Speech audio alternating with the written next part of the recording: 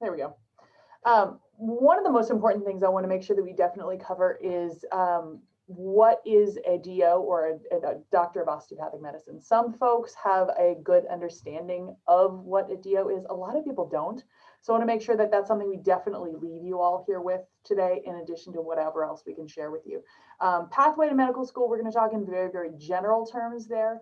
We'll talk also in fairly general terms about CHSU-COM, and then we'll definitely have some time at the end for question and answers. But as I said, feel free to speak up throughout. Also, if you have questions about anything that we're saying throughout. Doctor of Osteopathic Medicine, otherwise known as a DO, is one of the two ways that a person in the United States can be a fully licensed physician. A doctor of osteopathic medicine or a DO and an MD. Those are your two paths to being a physician in the United States. In a lot of ways, the paths are very similar, and in some ways they're even parallel. The two paths receive very similar training. There are definitely some differences, more in philosophy than probably much of anything else. I think there is less of a difference than there was historically. Both DOs and MDs are a lot more similar, I think, these days than they are different. One of the main differences between them is that DOs, in addition to the fact that they learn all of the same information about the human body, they also receive an additional 200 hours of training on osteopathic manipulative medicine, which is where they will learn to use their hands to diagnose and treat various situations that might be going on with the body. Some people, actually a lot of people, will refer to osteopathic medicine as a more holistic way to approach medicine. Basically, what that generally means is that DOs are very cognizant of the fact that the human body is a lot of interrelated parts. And if I go to a physician and tell that physician that I have a headache, that physician has a lot of different ways that they can respond, a lot of different questions that they can ask, a lot of different things they can do to treat or figure out what's going on with my headache, what's causing my headache. A physician may provide me certainly medication for that headache, but they also might want to know what's going on. DOs are very conscious of the fact that before they do any prescribing of medication, they certainly want to know what's going on first. That's a big part of it. They want to know what exactly is causing that headache. Is it simply that you haven't had enough water? Is it that there's something really not quite right in your head? Is it maybe that your spine is out of whack, which sometimes seems like it might be a little bit unrelated, but in fact, it can actually be one of those things that might contribute, things like that. A DO is more likely to really take a consideration of your entire body, your entire situation, all the different things that are going on in your life to try to figure out what it might be that's causing the situation that brought you in to see them today, if that makes sense. DOs are fully licensed physicians in the United States. They can be licensed to practice all specialties of medicine. There's a few more facts and things up here on the screen, but it's becoming a lot more popular. With each year that goes by, there are additional DO schools that are opening. We are one of them. That's one thing actually I didn't mention yet. We're new. Our inaugural class of students is sitting in our building right now. They started in July. And so our very first class of students has just gotten started. The folks who are in our application process right now, who are hoping to start classes with us in this coming July, in July of 2021, that will be the second class of students that we have. So we're still very, very new. So we are one of those new schools, and at this point, 1 in 4 medical students in the United States are DOs. I'm not going to read over all of these, but just so you all can see, these are examples of many of the different specialties that a physician may choose. There are more certainly than what is shown up on the screen, but these are kind of the big ticket items. The column on the left are the different types of specialty that generally would be described as primary care specialties. And then the right 2 columns are some more specialty types of practices. There is a common assumption that DOs are shoehorned into being primary care physicians, and I don't think they're in any way shoehorned into it, but the reality is things that would attract a physician to want to be a primary care doctor, for instance, wanting to know their patients, wanting to have a relationship with their patients, wanting to understand all that's going on with their patients, tend to be the same things that attract somebody to osteopathic medicine. So because of that, there are more DOs who tend to go toward those columns on the left, maybe than MDs, but that's really just because of a similarity in what draws them to one versus the other. But DOs can and do practice in every single one of these specialties shown up on the screen, as well as many others. If there are folks who are interested in going to medical school and they may or may not want to just practice medicine, here are some examples of some other things that you can do with a degree as a DO or an MD. Other things that physicians can do in addition to just clinical practice working directly with patients. Choose DO is a great place to start. And when we are finished today, I am going to email Amber with quite a bit more information that she can share with all of you. Choose DO is one of those things. This is the American Osteopathic Association's arm of, it's their way of helping folks to understand the path to medical school, medical school, choosedo.org. If you have any interest in maybe someday thinking you might want to know more about being a DO, choosedo.org is a great place to start. You can learn specifically about individual schools, but it's also a great way just to learn about osteopathic medicine in general. They do events on a regular basis. In fact, we have another one coming up in about a week and a half, where you can participate in an event where you get to interact directly with admissions officers from all of the DO schools all over the country. So Choose DO is a great place to start to learn more about osteopathic medicine. This is one of the things that I can share with Amber, because this is a map that was designed specifically for folks who are starting their path to medical school. This map is intended to help you prepare for medical school in general. It's not specific to just CHSU. It certainly does help you to satisfy the things that we ask of you, but it also should help you to satisfy the things that a lot of other medical schools will also ask of you. Always, always, always go directly to that school to find out exactly what their requirements are. Even within one school, requirements are going to change from year to year potentially. But in general, if you're looking at general idea of an overall map of how do I plan out my undergraduate career, Amber and the other folks in your pre-health advising, they are a fantastic place to start. This is another tool. Take all the tools you can get to try to get all the information you can to get yourself as prepared as you can for when you do finally get to that application process. And as I said, I can share this with Amber so she can pass it out to you guys. I just wanted to kind of so for you to all have an understanding of what the numbers look like, because really the numbers are one of the big things for folks to really wrap their minds around when they're thinking about going to medical school. A lot of people apply to medical school. These numbers shown up on the screen are from the 2018 entering class. So this is 2 years ago. I do not have the current data on hand right now. I do know that numbers are higher. For our current application process, numbers are actually up quite a bit this year, and they go up every year. So the numbers are definitely higher than they're shown on screen. But this still gives you a good idea of kind of what those numbers look like. So in the 2018 entering class, almost 21,000 people applied just to DO schools. None of this includes the MD schools. And we understand that most people apply to both. I don't know the exact number, but most applicants apply to both DO schools and MD schools. Most people apply to multiple DO schools, multiple MD schools. So of these nearly 21,000 people, they submitted nearly 182,000 applications to individual schools. Again, this is just DO schools. And of those folks, 7,575 folks actually matriculated into a DO school. Now, that does not necessarily mean that the other, I'm doing math in my head while I'm trying to talk, the other 13,000-ish people didn't get into medical school. Some of those people probably went to MD schools, but some of them didn't get in. And so it's important really just to wrap your mind around what this entire numbers game looks like. And the reality is a lot of people apply.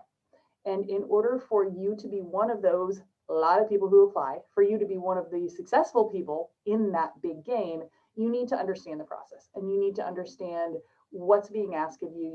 You need to pay close attention to things like logistical details. Deadlines absolutely matter. Numbers absolutely matter. If there is a minimum something that is given to you, please treat that as a minimum. Understand that if a school is telling you we expect all of our applicants to meet this minimum, A, it means they really do want that from you, and B, they're probably going to want more than just the minimum. Just so you know. So if you are barely clearing the minimum on, say, GPA and MCAT, those are kind of the most common numbers that are thrown out. If you're just barely clearing the minimum, you're probably not going to be nearly as strong an applicant as somebody who has met the minimum and gone above the minimum, because the reality is a lot of folks go above. And I'm going to show you another slide here that helps to show that again. Again, these are numbers from a couple of years ago, but they're close to the numbers that we're looking at these days. In that year, the average applicant, again, this is just DO schools, the average applicant submitted about 9 applications. They applied to about 9 DO schools. The folks who actually got in applied to about 10. The average MCAT score of the people who applied across the board, that 21,000 people, the average MCAT in that 21,000 was about a 502. But the folks who actually got in, the average was a 504. So pay attention not only to what those minimums are, I would say pay closer attention to what the averages are. There will always be people below that average who still get in, because there will be folks who have plenty of other fantastic qualities that make them a good applicant, in spite of the fact that their numbers might not quite meet that average. But you're not going to find a whole lot of folks who are barely crossing that minimum line. Those are the folks who are really going to have a harder time getting in. So try to put yourself in a situation where you are going to find yourself somewhere around that average or better. Better's great. Really shoot for that average as kind of your goal if you really want to be somebody who's going to be competitive in comparison to all the other people who are applying. And we'll go through all of these numbers, but you can see some more examples there. I also wanted to point out California in particular. One of the many, many, many reasons why CHSU is where we are is because California has a ton of people who want to be physicians. Now, there are a lot of MD schools in the state, but before we were here, there were only 2 DO schools. We are the 3rd. One of them is Toro up in the Bay Area, and the other one is Western down in the LA area. We are kind of in the middle of those 2. So there are now 3 DO schools in the country, or excuse me, in the state. That being said, as of the 2018 data, 12% of the medical students around the country were from California. So there are a lot of folks from California who want to go to medical school, just so that you understand kind of how that works. All right. This is, once again, these are not necessarily facts specific to only CHSU-COM. These are going to be examples of the things that you would be asked to submit to many schools that you're applying to, but it gives you an overall idea of all the different steps of this process. It's a long process. It's a marathon kind of thing. It's not a you just submit your ACOMAS application and you wait for a decision to be made. ACOMAS application, that is your primary application. You apply to ACOMAS. ACOMAS is the American Association Colleges of Osteopathic Medicine Application Service. That's what that stands for. You would submit your primary application to ACOMAS. They will then share that application with all of the DO schools that you want to apply to, and almost all of the DO schools in the country allow you to apply through that one service. So you would submit your primary application, and it includes things like your letters of recommendations. It includes things like your MCAT score, your transcripts from all of your undergraduate classes, graduate work, your personal statement, things like that you would submit in your ACOMAS application. They then share that with the schools that you want to apply to, and then each one of those schools is going to have their own process from there. So the left-hand column, those are the things that you would submit to ACOMAS. The right-hand column is an example of the things that we ask of folks once they get past the ACOMAS process. These are the folks who they have met the criteria to be invited to a supplemental application, and then on and on and on as they go through the process. So there's a lot. So just understand that there's a lot for each one of these schools. It's a process. Just understand that. We get a lot of questions about money. I'm not going to go into a ton of detail because I'm not an expert on the topic, but just a very, very broad overview. People ask a lot about how do you pay for medical school. Scholarships are fantastic if you can get them. It's important to be prepared, though, for the fact that scholarships to pay for medical school are very, very uncommon, at least certainly things that would pay for all of medical school. The majority of scholarship money that is available to college students is really available to undergraduates. Once you get to that graduate level, at pretty much any direction that you might want to go, scholarships are a lot fewer and further between. Loans are a lot more common way that folks pay for medical school. We at CHSU-COM, because we are a new school, we are not quite eligible for federal aid yet. We are planning to be just as soon as we're eligible after we have our second class here. In the meantime, our financial aid folks are wonderful about helping our students to get private loans.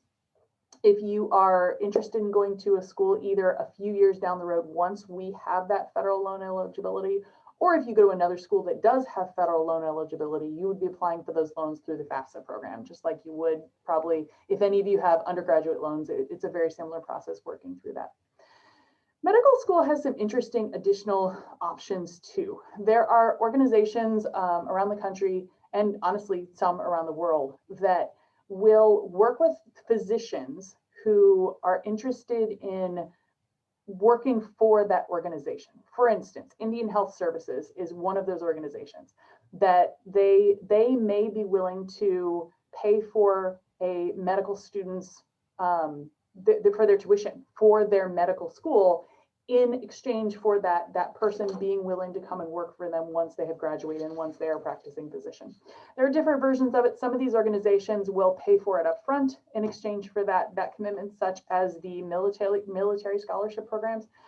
Some of them you would pay for medical school out of loans or out of pocket or whatever, and then later on they will make your loan payments for you. So there are different versions of that.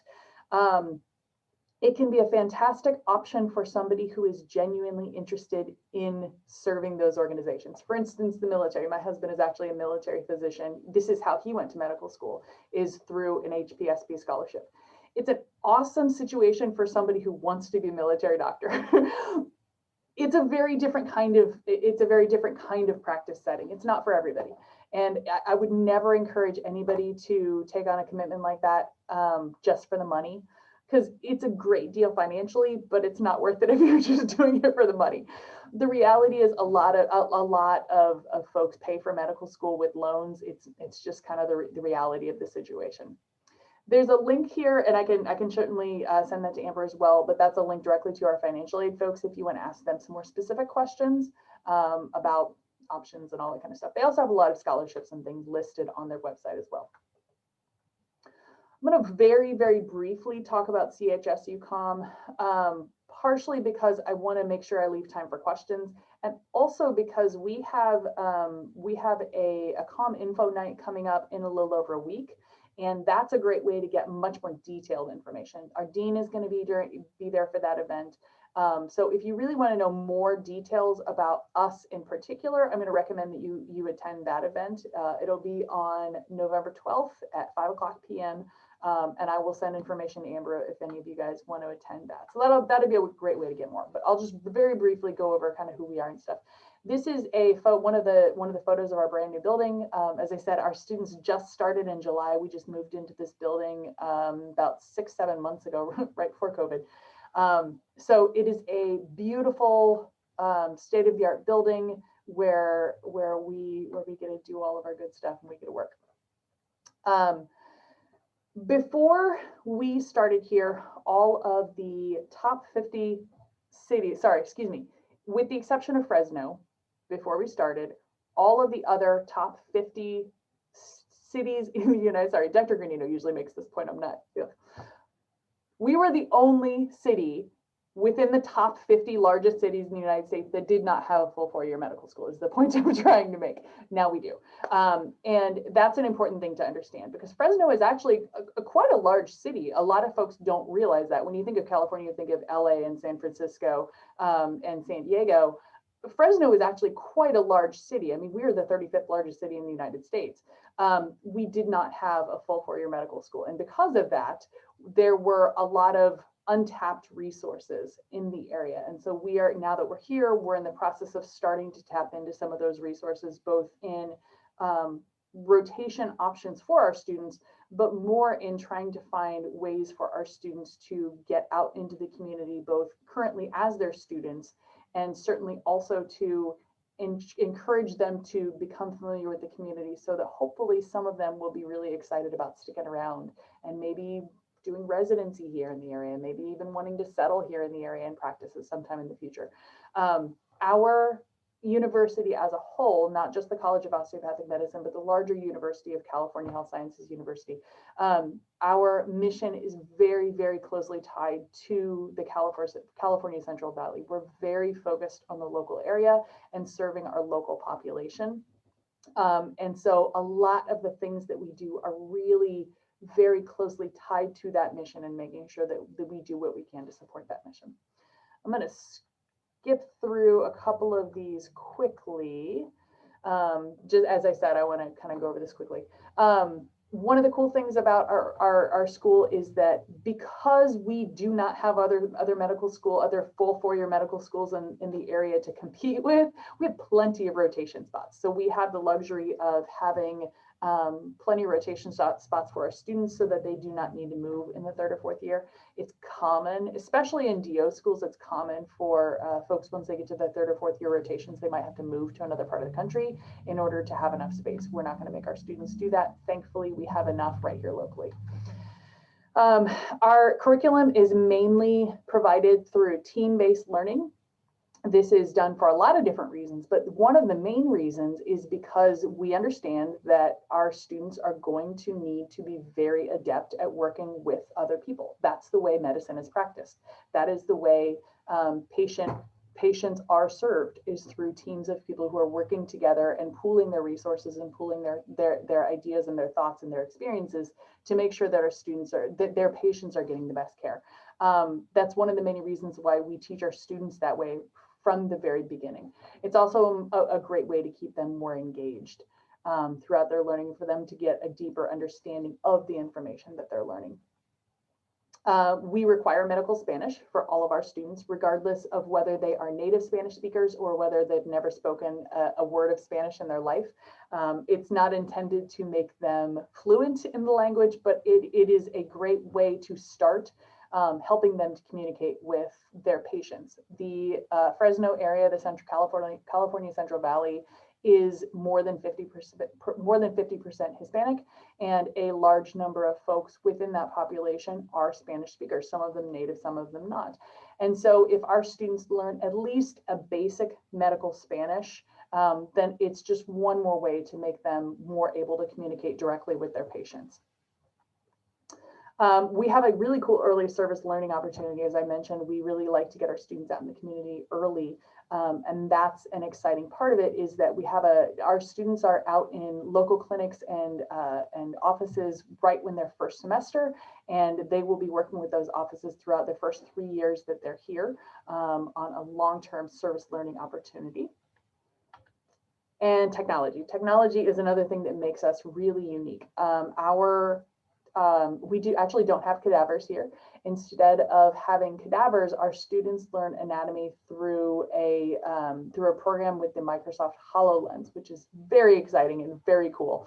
And this first year class that is here right now, they're having a great time, and they're getting some really fantastic information from the HoloLens, and they're learning some really great stuff there. So technology is a really big part of it. We also have a really fantastic sim center. I'm going to go through and find some photos of our cool sim center here. Actually, you know what? Oh, it's not going to let me do it. Okay, we'll just skip it through. We'll move on to this nutrition. We have nutrition in medicine is another thing that our students are going to focus on throughout their entire academic career. Is they're going to learn not only about how to help their patients to be healthy in the medications that they take and things like that. They're also going to help they're going to learn how to help their patients to be healthier in their diet as well. Diet and all of the different things that are going on in their body and how all those things work together to make them as healthy as they can be. So we have a teaching kitchen on campus. This is one of the photos of it. It is right now, unfortunately, because of COVID, we're limited in the way that we can use it, but it's one of those things that as those restrictions are limited and we're able to use that much more fully, we're going to be doing some really cool stuff in the teaching kitchen. There is a picture of the HoloLens, and for the folks who get to come and visit us on campus, we can teach folks more about the HoloLens. Very, very cool. Here are some photos of the simulation center. We have a 12-bed clinic basically in our simulation center, which is for our students to work with standardized patients who can help them learn basically how to be a doctor, how to interact with patients and do history and physical and all that kind of stuff. In addition to those offices, we also have a hospital wing where we have these really, really cool mannequins that will interact with patients, and they can do all kinds of very, very cool stuff through those hospital simulations. We have, and unfortunately, I'm afraid I don't know more details about these things yet, but I can pass more information along to Amber as I get them.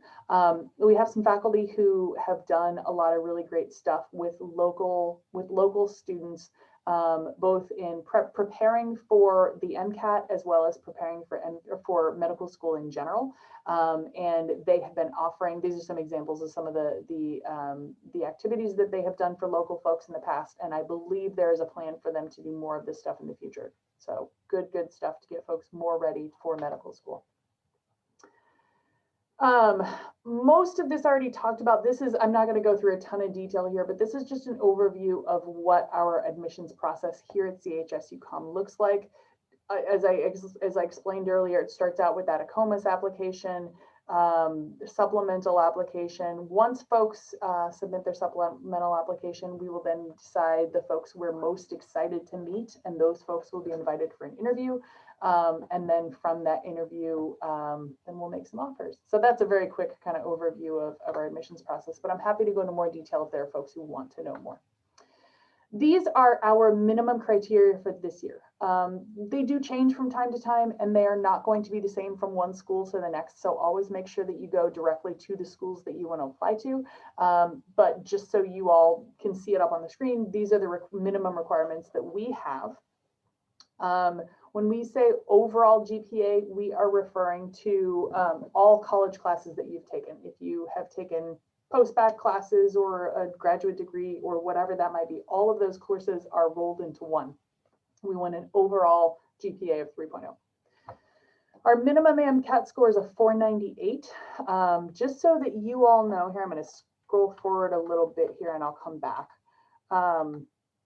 Just so that you know, so what I was just showing up on the screen, those were our minimum requirements and things. This is a graphic that shows what our current students actually kind of look like. So our minimum MCAT score is a 498. Our average MCAT score is a 505.5. Our minimum GPA is a 3.0, but our average GPA is a 3.4. So that's just, again, it's just a good way to kind of understand. Now, both of those scores, we certainly have folks with higher MCAT scores, and we certainly have folks with MCAT scores that are not as high. Of course, that's how an average works. But just to understand the overall idea is that those are the average scores that we have. I'm going to come back here to those overalls. Also, again, this is specific to us, but these are our required prerequisite classes. There are some other things over on the right. Those are additional courses that we recommend to folks simply because they can help you to be more prepared and for you to have a more solid foundation in sciences that'll help you to be a stronger student while you're here. But as far as the actual minimum required prerequisite courses, those are the ones that are shown up here. If you want more details on any of this, our website is a really great place to start there. And then just so you have an idea of what our timeline looks like, our applications are open as of the beginning of May, and we accept primary applications through February 1st. So it's a good portion of the year. We do interviews. At least this year, we're doing interviews. We started in early August and we will be interviewing through the month of April. So it's a pretty long process. We have rolling admissions. Not all schools do, but we do have rolling admissions, which means that as we start interviewing, we're going to start making offers shortly after when that interview session starts, and we're going to make offers throughout the year. And we're going to meet some people, we're going to make some offers to folks. Some folks are going to be offered a seat on the wait list. We're going to meet some more people are going to be offered, and it's just going to keep on going on that way throughout the entire cycle. And that's just how it goes. What else? A question we get on a regular basis, and this sort of goes back to the question that was asked in the chat pod about how can you best position yourself to admission at CHSU-COM. The question we often get is, okay, so I meet your minimums, I'm somewhere around the average. How do I catch the attention of the admissions folks? How do I make sure I'm not just one of many, many people who pretty much all look the same? So there's some suggestions up on the screen that honestly I would make to anybody, is that if you can show that you additionally have one or more of these additional criteria, those are things that are going to strengthen your application. None of these things are required, but they're all things that will help you to be a stronger applicant. Healthcare experience, that can take lots of different forms. It could be volunteer, it could be shadowing, it could be paid work, scribe, nursing, EMT, et cetera, et cetera, et cetera. Any setting where you are physically in a healthcare environment and you get a much better understanding of what it actually means to work in a healthcare setting, that's going to help you, because it's going to show us that you actually understand what you're getting yourself into. This isn't just, I really love Grey's Anatomy and therefore I want to be a doctor. This is, I truly know what it means to be a physician. I understand it. That's what I want. That definitely helps a lot. If you have a knowledge of and an excitement about osteopathic medicine, tell us that. That's definitely something that can help you to be a more exciting applicant.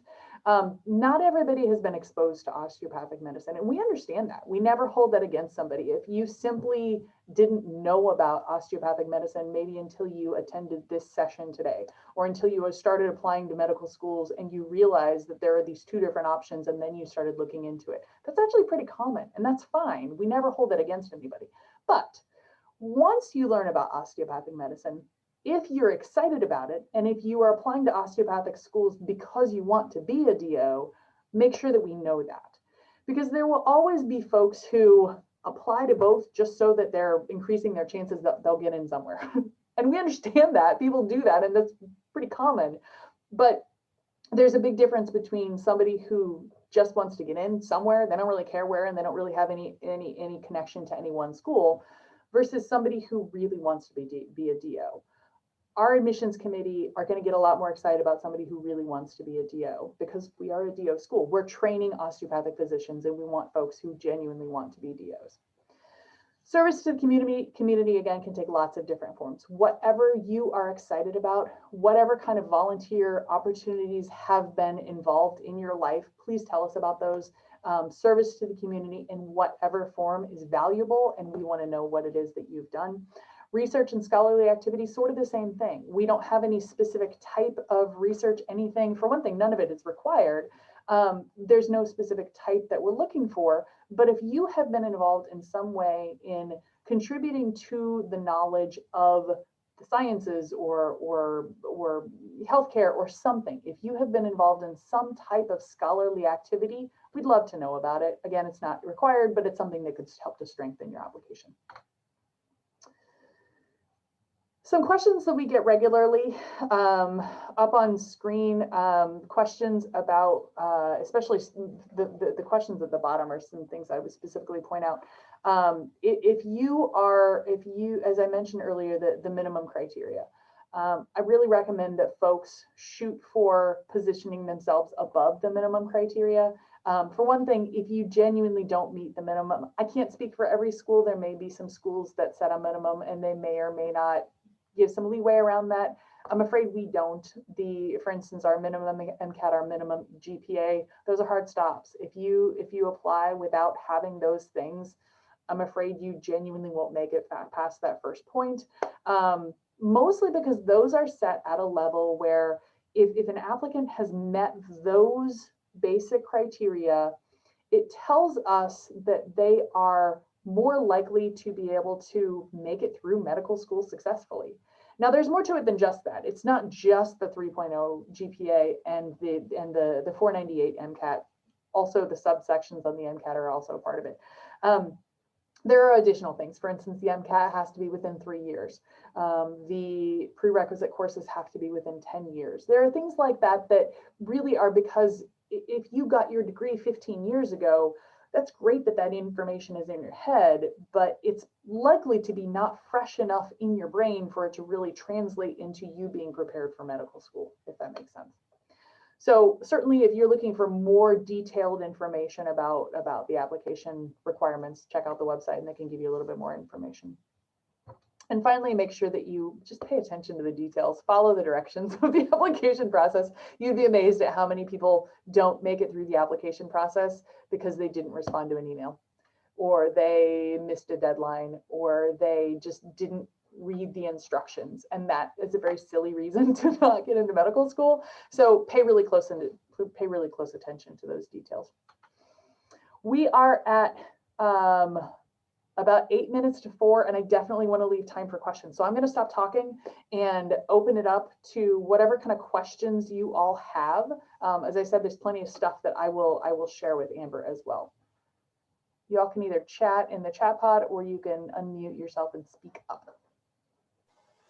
Hi. Yeah, hello. Hello. I noticed that you guys had a Casper on your application. How much do you guys weight that? Or is it just for like data purposes? Data purposes, mostly data purposes. Yeah. So for those of you who are not familiar with it, Casper is a fairly new thing. Some schools use it, some schools don't use it. We do use it. We do have it as a requirement. It's a part of the supplemental application process. So once people are invited to take the Casper, that's when they would take the Casper. It is a situational judgment test that you take through the Casper website. It's a totally separate organization. You take the test through them. They then score it on their own. They send us the score. We take the score. We use that as a part of the entire kind of looking at the entire person overall. Some schools do give weight to Casper. I can't say whether or not we will at some point in the future. Right now, that's not how we use it. It's still new enough for us that we don't yet have a high enough comfort level with it that we would ever screen anybody out based on whatever their Casper score is. So it's a piece of the puzzle. We do pay attention to it. It does matter, but it doesn't matter very heavily. It's not weighted very heavily in comparison to the other things. So that's a great question, Evan. What other questions folks have?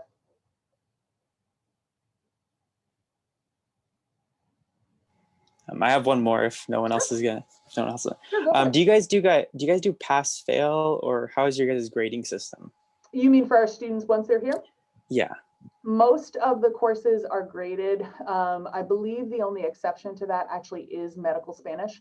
That one actually is a pass-fail class. The rest of them are graded classes for a number of reasons. The biggest reason why, at least as far as it's been explained to me, one of the biggest reasons is because I'm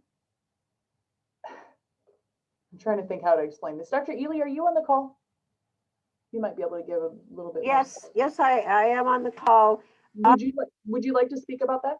Sure. The reason that we're using grades right now is that because for the residency match, which is where students enter a residency after medical school to sort of start learning their area of specialty, because we feel that it will give an osteopathic student an advantage to have an actual number and class rank, especially at a time where the students from MD schools are having their licensing exam go to pass-fail.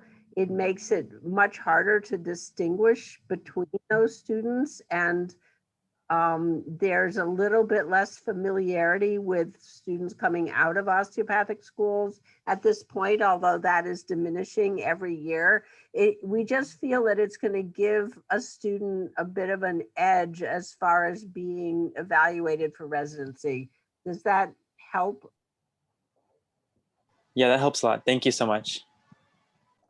There was a question that was posted in the chat pod about what do you recommend for a non-traditional student with a low GPA.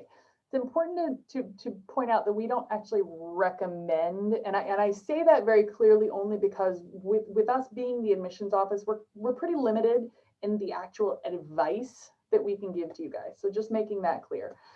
If you're looking for specific advice or recommendations, you would probably be able to get a lot better information from somebody like Amber. That's exactly what she's for. And she is in a position to be able to really help to guide you guys in a way that we just can't, because at the end of the day, our job is to be the selection folks. And so we can't give advice and be the selection folks at the same time. That being said, what some people will do in that situation may or may not be the right answer for you. Some people the example that was given here, a non-traditional student with a low GPA, some people will take additional courses. For instance, a post-bac is a fairly common thing for folks to do. I have seen post-bacs be very helpful in folks getting in, but I've also seen them not be helpful. And it's really important to understand what potentially you could gain from a post-bac before you step into that situation.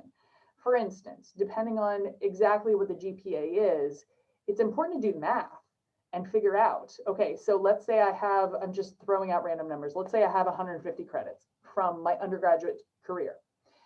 From those, let's say 150 credits, my GPA is a 2.98. I'm very, very close. So if I was to take a few classes, do really well in those classes, kind of show that I have the academic credentials to get up there, I'd probably be okay.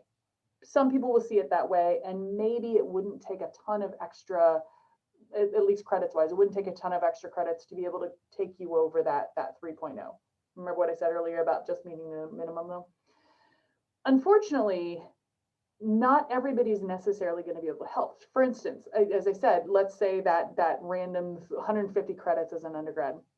If you're doing a post-bac program that has a total of 40 credits, and you have currently a 2.5 as a GPA from your 150 credits, even if you get a 4.0 in those next 40 credits, it might not be enough to pull up your GPA as high as it needs to go.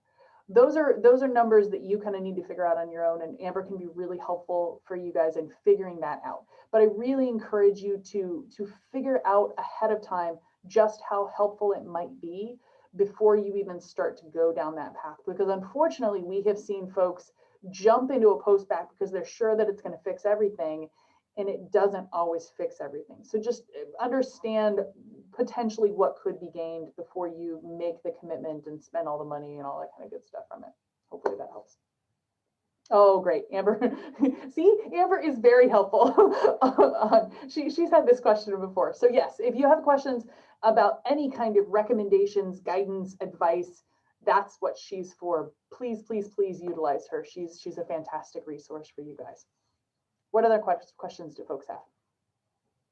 We are right up at 4 o'clock. I don't know what people's timeline looks like. We're okay to hang out for a few more minutes if people have more questions or want to talk more, but just so that you all know, it is 4 o'clock. I have a question. I stepped out to get a bottle of water, so you may have answered this, but if you didn't, could you speak to some of the common health challenges that you're seeing for patients and providers in the Central Valley? Yeah. And the other folks from my office who are on the call, you guys can feel free to chime in as well.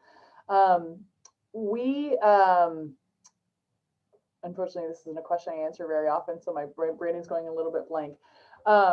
There are a lot of lifestyle related health challenges with the folks in this area.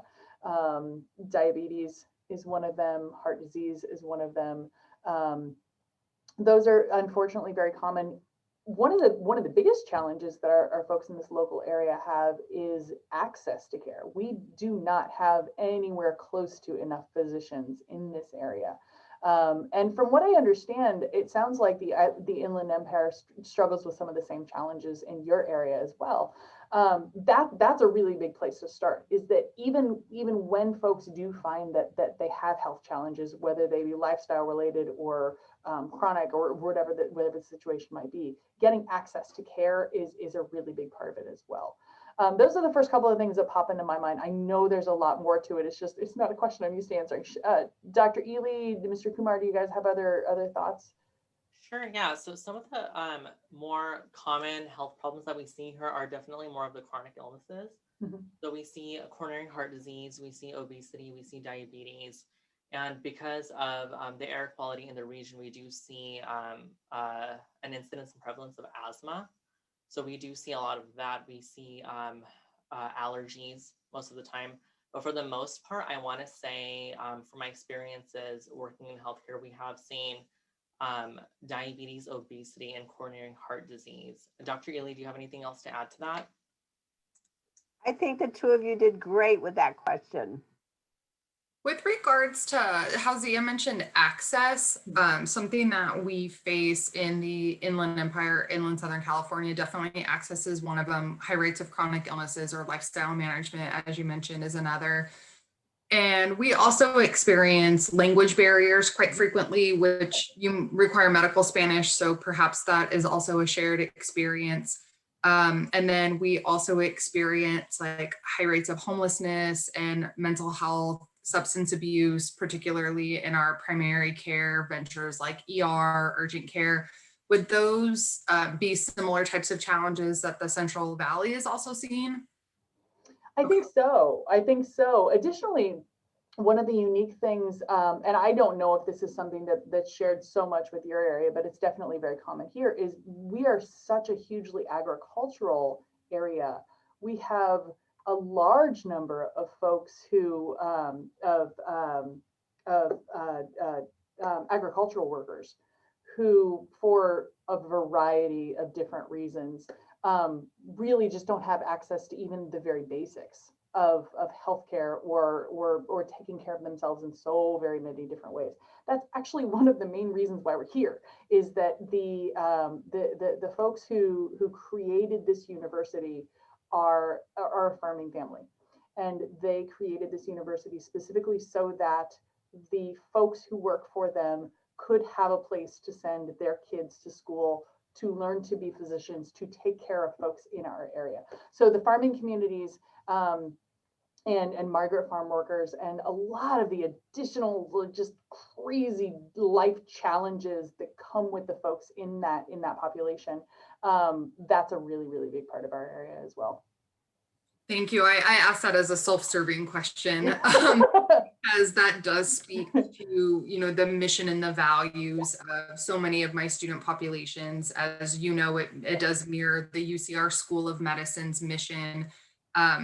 Not every one of my students will be accepted to the University of California, Riverside School of Medicine. So this is very important for us to show students that there are other institutions, even in our state, that are serving our region in the same type of meaningful way that they may be looking at Western University of Health Sciences, Riverside, CalMed, some of the newer schools, Kaiser. And so we definitely wanted to give you all a platform to elevate your program as well because of that shared mission. Many, if not all of my students, 98% of my students genuinely want to serve underserved communities in a primary care, preventative care related way. And so seeing opportunities to do that in the Central Valley, I think is so incredibly important. So thank you for addressing my self-serving question. I'll turn it back to the students. You all, is there anything else that you want to know from our admissions staff? These are folks who are reading applications, thousands of them on a yearly basis. So now is the time to ask a question if you have one. I'm adding our email address to the chat pod. so that you all just have that handy, comadmissions@chsu.edu. That's always the best way to reach us if you have questions that we don't get a chance to talk about today. And then, as I said, I will share all kinds of good stuff with Amber that she can help to get out to all of you. Well, I'm not seeing any other questions. So I have everybody's registration information for the, I think, 11 or 12 students that joined along with our staff today. So I can absolutely share the presentation, your contact information with our students. And if you would like the recording to be added to our YouTube channel for HVAC, we can absolutely do that as well. Perfect. Fantastic. Thank you guys so much. We really appreciate you. Feel free to catch up with us if you have more questions. As I said, November 12th is a great way to get more information. It will both be the next Choose DO Fair, which is free for you guys to participate, and it'll also be our next Com Info Night. So both of those events are happening on November 12th, and I'll get Amber information on both of those events. Thanks so much, you guys. Thank you so much. Thank you for your time. Bye, CHSU-COM, folks. Have a great day, y'all. Thank you.